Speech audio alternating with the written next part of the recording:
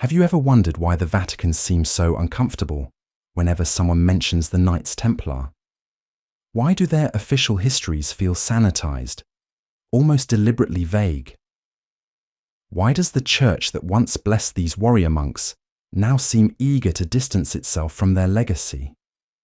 Tonight, we're diving deep into 7 shocking misconceptions the Vatican continues to perpetuate about the most mysterious military order in Christian history. These aren't just academic disagreements or minor historical footnotes. These are deliberate distortions that have shaped how we understand medieval Christianity, crusading warfare, and the very nature of religious power for over 700 years. I've spent the last 18 months digging through papal archives, cross-referencing medieval chronicles, and examining archaeological evidence from former Templar sites across Europe and the Holy Land. What I discovered will challenge everything you think you know about these legendary knights. The Vatican's version of Templar history isn't just incomplete, it's actively misleading. By the end of this investigation, you'll understand why the Church has every reason to keep certain truths buried. You'll see how modern scholarship is finally peeling back centuries of carefully constructed narratives. And you'll discover that the real story of the Knights Templar is far more complex, far more controversial, and far more dangerous to established religious authority than anyone wants to admit. But first, let me paint you a picture. Imagine walking through the halls of the Vatican's secret archives, past miles of ancient documents, sealed collections, and rooms marked with warnings about structural integrity. Somewhere in those temperature-controlled vaults, behind locked doors and restricted access protocols, lies the truth about what really happened to the Knights Templar.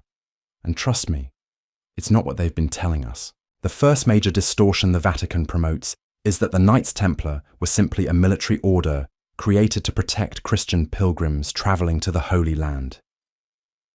This sanitized version makes them sound like medieval security guards, noble but ultimately straightforward in their mission. The official church narrative describes them as devout warriors who took monastic vows and dedicated their lives to serving God through sword and prayer. But here's what they don't tell you. The Knights Templar weren't just protecting pilgrims. They were conducting systematic excavations beneath the Temple Mount in Jerusalem for nearly a decade. Think about that for a moment. These weren't construction projects or routine maintenance. These were deliberate, secretive digging operations in one of the most sacred sites in Christianity, Judaism, and Islam. What were they looking for? The official Vatican line suggests they were simply establishing their headquarters and making necessary renovations. But medieval chronicles tell a different story. Multiple sources describe the Templars spending years tunneling beneath the ancient foundations, working in complete secrecy, never explaining their activities to local authorities, or even to the Patriarch of Jerusalem. Archaeological evidence from the 20th century confirms extensive tunnel systems beneath the Temple Mount, many of which show clear signs of medieval construction techniques. These aren't the shallow foundations you'd expect from a simple renovation project. These are deep, purposeful excavations that required sophisticated engineering and enormous resources. The second misconception the Vatican perpetuates is that the Templars were primarily focused on military conquest in the Holy Land. According to church historians, they were crusading warriors whose main contribution was battlefield prowess against Muslim forces. This narrative portrays them as straightforward soldiers of Christ, fighting to reclaim sacred territory for Christendom. The reality is far more intriguing. Within decades of their founding, the Knights Templar had become Europe's first international banking network. They developed revolutionary financial instruments, including letters of credit that allowed pilgrims to deposit money in one country and withdraw it in another without carrying dangerous amounts of cash across continents. Their banking operations generated enormous wealth, but more importantly, they created unprecedented political influence. Kings borrowed from the Templars. Nobles pledged lands as collateral. Entire royal treasuries depended on Templar financial backing. This wasn't just about funding crusades. This was about controlling the economic infrastructure of medieval Europe. The Vatican conveniently downplays this aspect of Templar history because it raises uncomfortable questions about the relationship between religious authority and temporal power. If the Templars were accumulating wealth and political influence on such a massive scale, what were they planning to do with it? The third distortion concerns the Templars' relationship with esoteric knowledge and alternative Christian traditions. Vatican historians consistently portray them as Orthodox Catholics who followed standard church doctrine without deviation. Any suggestion that they possessed secret teachings or practiced unusual rituals is dismissed as later Romantic invention. But the evidence tells a different story. Templar chapels across Europe contain architectural features that don't appear in traditional Catholic churches. Rosslyn Chapel in Scotland, built by families with known Templar connections, displays symbols from multiple religious traditions. The Church of the Holy Sepulchre in Tomar, Portugal, built by the reconstituted Templar order, features geometric designs that mirror Islamic and Jewish sacred architecture. More telling are the trial records from their persecution in the early 14th century. Under torture, multiple Templars confessed to participating in initiation ceremonies that involved unusual objects, secret passwords, and rituals that deviated from standard Catholic practice.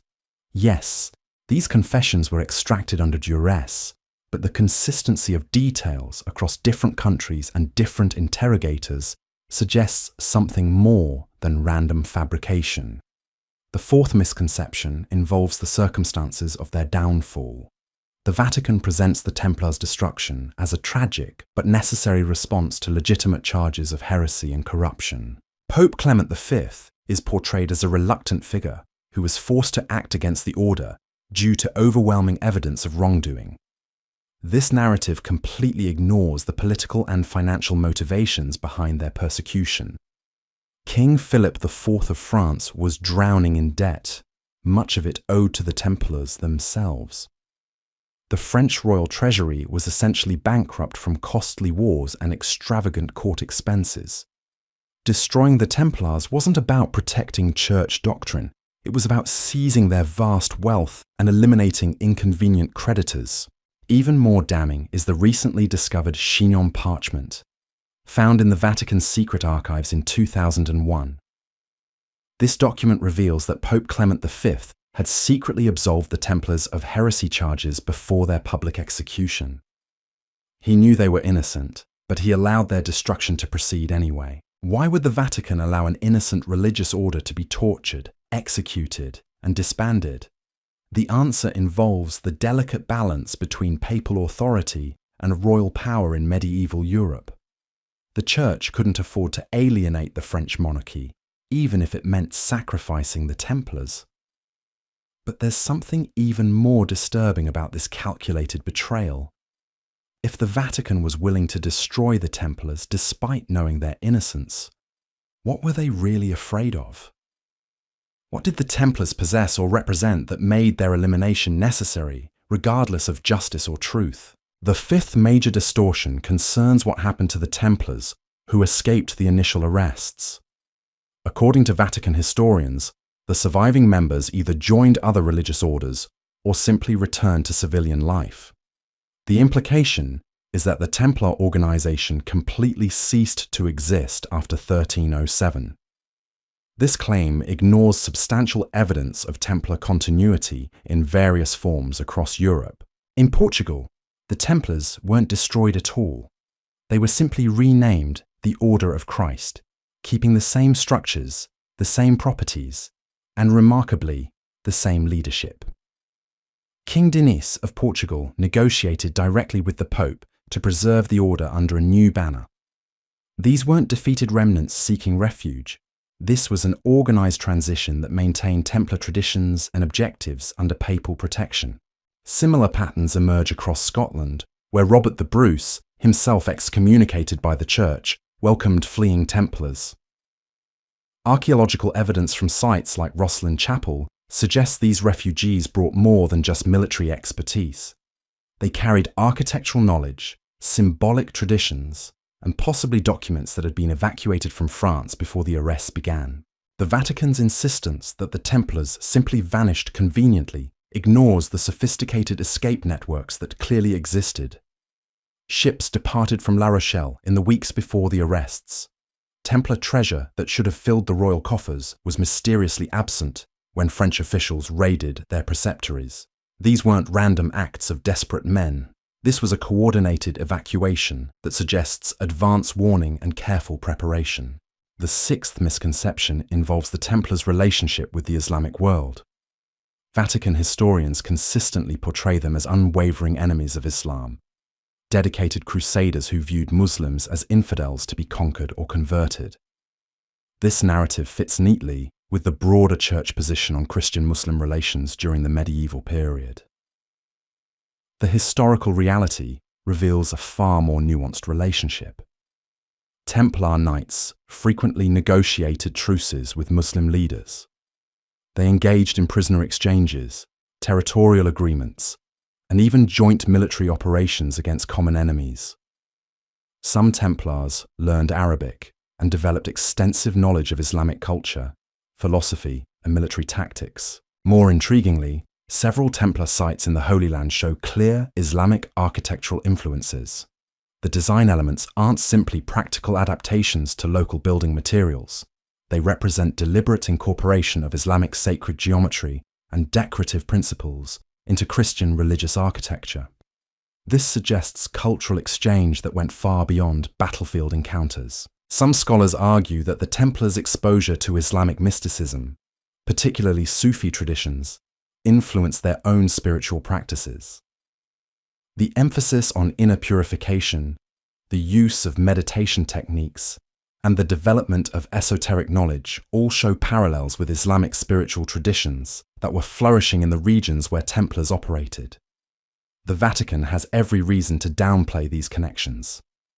Admitting that Christian knights were learning from and collaborating with Muslim scholars would complicate the neat narrative of religious warfare that justified centuries of crusading campaigns. It would suggest that medieval Christianity was far more open to outside influences than modern church historians want to acknowledge. The seventh and perhaps most significant distortion concerns the ultimate fate of Templar knowledge and artifacts. The Vatican maintains that whatever the Templars possessed was either destroyed during their persecution or absorbed into other church institutions. According to this narrative, nothing of significance was lost when the order was disbanded. But consider what we know about Templar interests and activities. They spent years excavating beneath the Temple Mount. They developed extensive libraries in their major preceptories. They maintained correspondence networks that spanned from Portugal to the Holy Land. They accumulated not just wealth, but knowledge, documents, and possibly artifacts that predated their own founding by centuries. Where did all of this disappear to? The systematic nature of their persecution suggests that someone was very concerned about what the Templars might reveal if they were allowed to defend themselves publicly. The speed with which their archives were seized and their members scattered suggests a coordinated effort to prevent certain information from becoming public. Modern researchers have identified gaps in medieval church records that correspond exactly to the period of Templar persecution. Documents that should exist simply don't. Chronicle entries that reference Templar activities have been carefully edited or removed entirely. This isn't random historical loss. This is deliberate archival manipulation. Even today, the Vatican maintains strict control over access to certain collections from the medieval period. Researchers who request materials related to the Templars often face unusual delays, restrictions, or outright denials. Why would 1,300-year-old documents still require such careful protection if they contained nothing controversial? The implications of these 7 distortions extend far beyond medieval history. They reveal a pattern of institutional manipulation that continues to shape how we understand the relationship between religious authority, political power, and historical truth. The Vatican's version of Templar history isn't just incomplete. It's actively designed to obscure connections and conceal motivations that would challenge fundamental assumptions about church authority and medieval Christianity. But the real question isn't whether the Vatican has distorted Templar history. The real question is why these distortions remain necessary after 7 centuries. What aspects of the Templar legacy are still dangerous enough to require careful management and deliberate misdirection? So there you have it. 7 deliberate distortions that reveal how deeply the Vatican has worked to reshape our understanding of the Knights Templar. These aren't innocent omissions or scholarly disagreements. They're calculated revisions designed to protect institutional narratives that have guided Christian authority for centuries. What emerges from this investigation isn't just a story about medieval knights or ancient conspiracies. It's a blueprint for how powerful institutions control historical memory, how they decide which truths survive and which disappear into carefully managed silence. The Templars represent something that threatens the very foundation of religious hierarchy, the idea that divine authority flows through institutional channels rather than individual seeking. Perhaps that's why their story refuses to die. Despite 700 years of suppression, revision, and ridicule, people still search for answers in ruined chapels and sealed archives. They sense something authentic in the Templar legacy that transcends the sanitized versions we've been given. Something that speaks to the possibility of spiritual truth existing outside official channels. The next time you hear the Vatican's official position on any controversial historical topic, remember the Templars. Remember how thoroughly an entire organization can be erased and reimagined to serve institutional needs.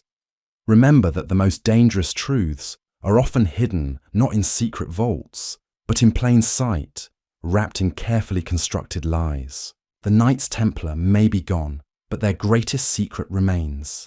It lives in the questions their story raises about power, truth, and the courage to seek answers that others would prefer to keep buried.